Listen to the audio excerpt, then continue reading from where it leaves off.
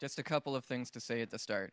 Um, so again, most code is given to you. It's really only things that are specific to looking at goodness of fit and comparing models that is not given.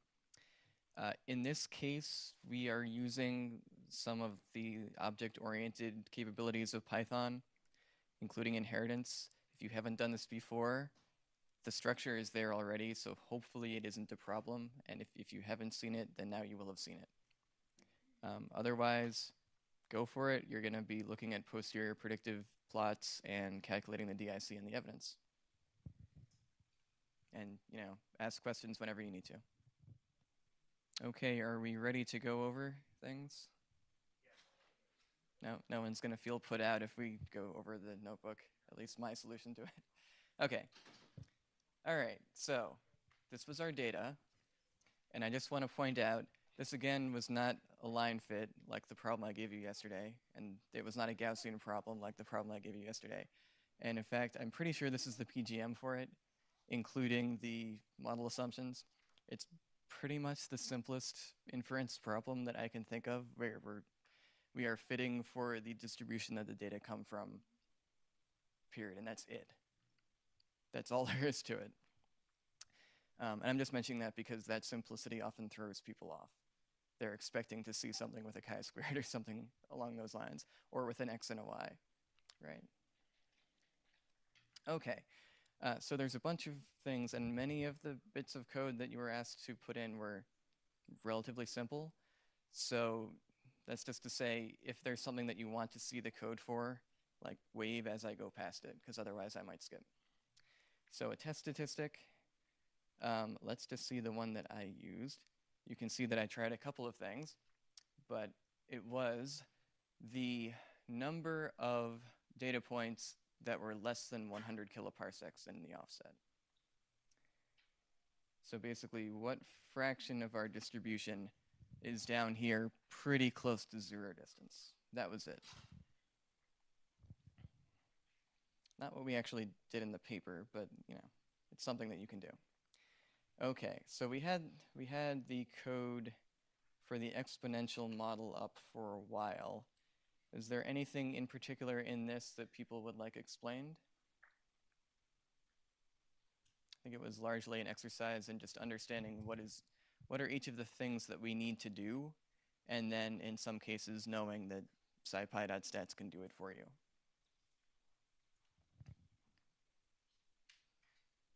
Okay, so we move on.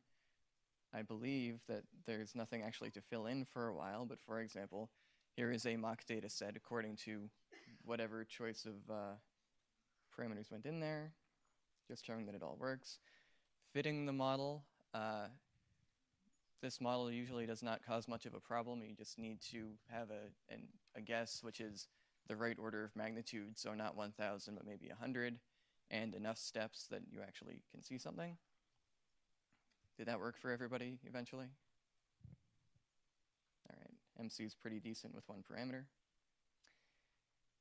So just going through, we calculate the mean value of A1 just for later, happens to be close to 100. There's all of these plots that are more or less completely given to you after you have a fit. So the posterior mean, it doesn't quite reproduce what the data is doing, but it's not completely crazy. There's a comparison of one mock data set with the truth. Doesn't look that great, in fact. There's this really fancy thing comparing many mock data sets with the true data, which looks a little bit better, but you can still see here at the center, we're not really reaching the high values that we have in the real data. And here, we're over-predicting a bit.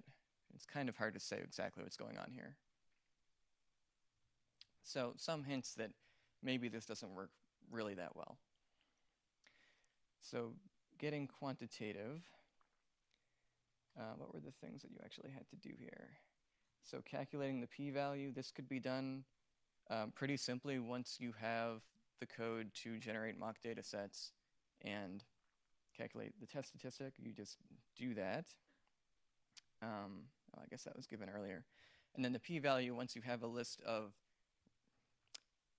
test statistics for replicate data sets, it's really just the fraction of those replica t's that's greater than the t you calculated on the real data. Nothing more complex than that. So here we go. Somewhere it will say what it actually was. Oh, okay. It was 0 for this particular choice of statistic. So you can see, really? That doesn't seem right. Maybe it's rounding, yeah. There were a couple, presumably, that were higher than this value, but not a lot. It doesn't look great, right? Okay. So how many people got as far as calculating the DIC? Just show of hands. A few, okay. So let's see. Given our posterior samples of the model, this should be relatively straightforward. We actually had a cell block in the lecture that more or less did it. So you can just do the averages over the posterior that we talked about. I'll show the code if people want to, but otherwise we'll just go past. Interestingly, the number of free parameters is magically pretty much 1. I don't know why this works, but it does. And you have the DIC value here. This on its own is meaningless. If we had twice as much time and you went through all of these steps with a different model, you could compare the two of them. Okay, computing the evidence. Did anybody get as far as trying to compute the evidence? Fewer, but some. Okay, so it might be worth just a couple of comments about this. So this is sketching out a simple way of doing the integral, which is just a terrible, terrible idea in large parameter spaces, like exponentially bad in large parameter spaces. But one thing that you can do to estimate this integral in principle, and it's completely unbiased and mathematically beautiful, is just generate samples from the prior and take an average of the likelihood over those samples. You can kind of visualize how in many dimensions this doesn't work very well because the volume of the prior space becomes huge and most of those likelihoods are very close to 0.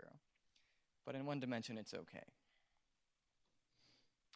So again, all of the solutions are already on the GitHub repo with just 2 errors, or one to 2 errors that people here found that need to be fixed. And that will happen later. So we can do this calculation.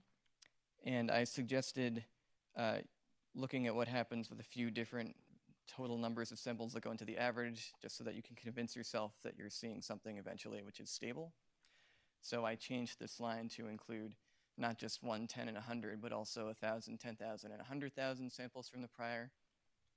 And you can see that there's some change from one to the next, but by the time we get to many, many samples from the prior, we're basically getting the same number at the end. And if you remember that Jeffrey's scale for comparing evidences or information criteria, differences, in the second decimal place here are not really significant on that scale. So we should be okay here. So of course, that's not really the end. What you would do in practice is you would have an alternative model that you think might do a better job and basically go through these steps again and calculate a DIC and an evidence for those things and compare them. But we clearly don't have time for that today. So that's the challenge problem if you want to do that on your own. And of course, yes, you've already this week, you've actually used Dynasty. And so it would be interesting to see if that gives you the same answer as the silly Monte Carlo integration, which it should, I hope.